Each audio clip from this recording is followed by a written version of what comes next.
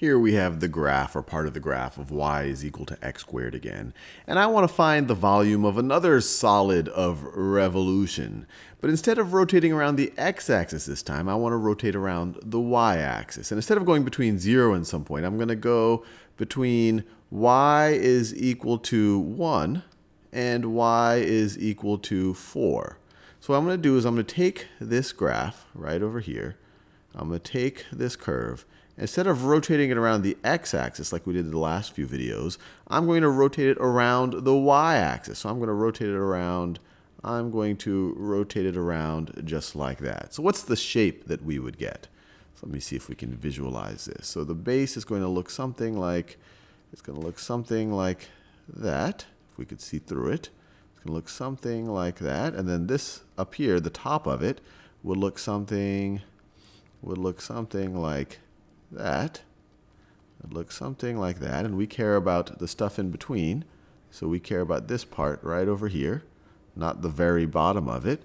And let me shade it in a little bit. So it would look something like that. So let me draw it separately just so we can visualize it. So I'll draw it at different angles. So if I were to draw it, the y-axis kind of coming out the back, it would look something like this.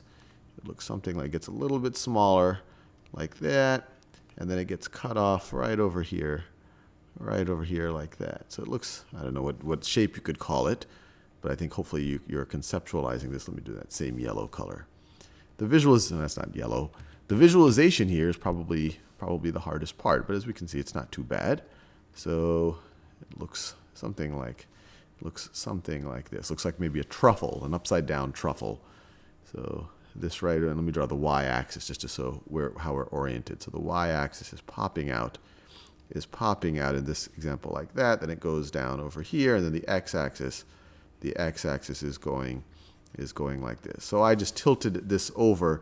I tilted it over a little bit to be able to view it at a different angle. This top right over here, this top right over here is this top right over there. So that gives you an idea of what it looks like, but we still haven't thought about how do we actually find the volume of this thing.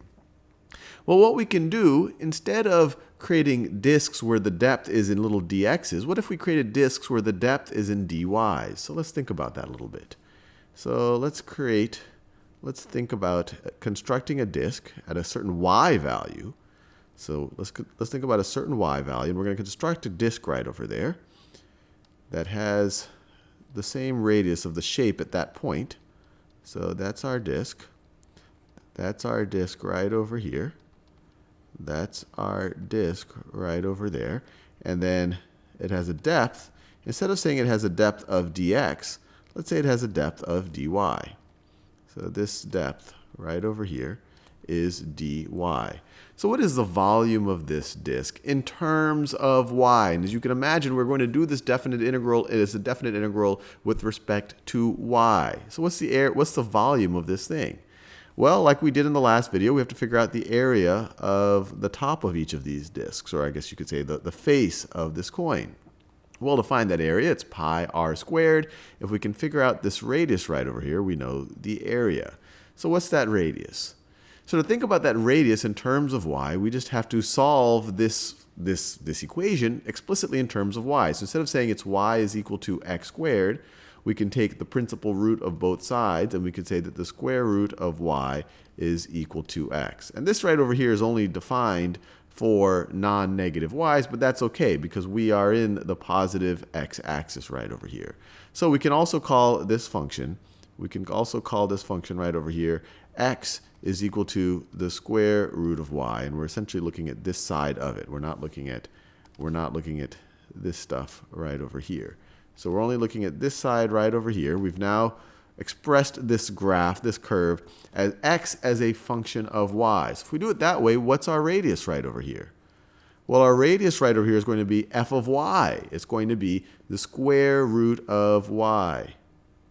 It's going to be the square root of y is our radius. Or it's going to be a function of y. I don't want to confuse you if you thought this was f of x and I'm saying this is f of y. No, it would be a function of y. We could call it g of y. It's going to be the square root of y. So area is equal to pi r squared, which means that the area of this thing the area of this thing is going to be pi times our radius squared. Our radius is square root of y. Our radius is square root of y. So this thing is going to be equal to pi square root of y squared is just pi times y. Now, if we want the volume, we just have to multiply the area of this surface times the depth, times dy. So the volume of each of those disks is going to be pi y times dy, times dy.